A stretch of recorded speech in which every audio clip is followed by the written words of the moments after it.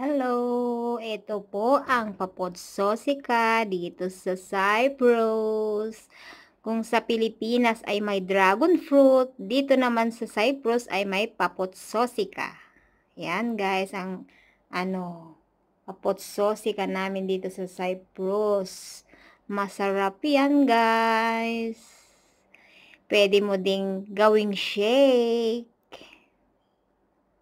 Kaya lang, mahirap ang kumuha ng ganyan kasi may tinik. Meron yung ginagamit nilang special na ano, para hindi malagyan ng tinik yung mga daliri mo. Kaya gagamit ka ng gloves para hindi ka walang tinik na maano sa ano daliri mo kasi mahirap tanggalin yung tinik. Kahit ilang linggo pa hindi matanggal talaga. Yan guys, ang papotsosika. Tawag nila papotsosika yan.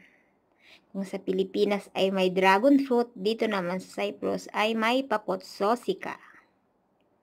Masarap yan guys. I-blender mo yan, gawin mong shake.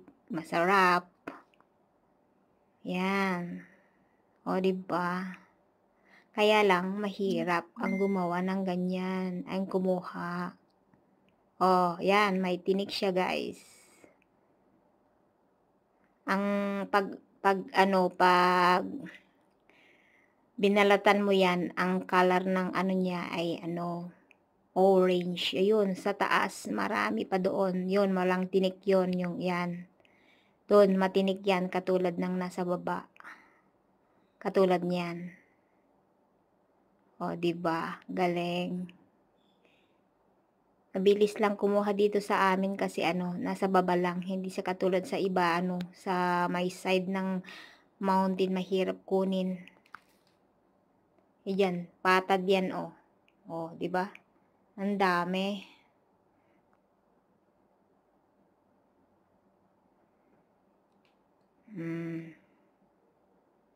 Dito lang sa Cyprus makikita yan yata.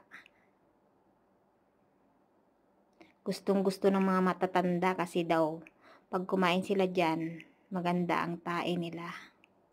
Pag tumae sila, hindi sila nahihirapan. Ayan.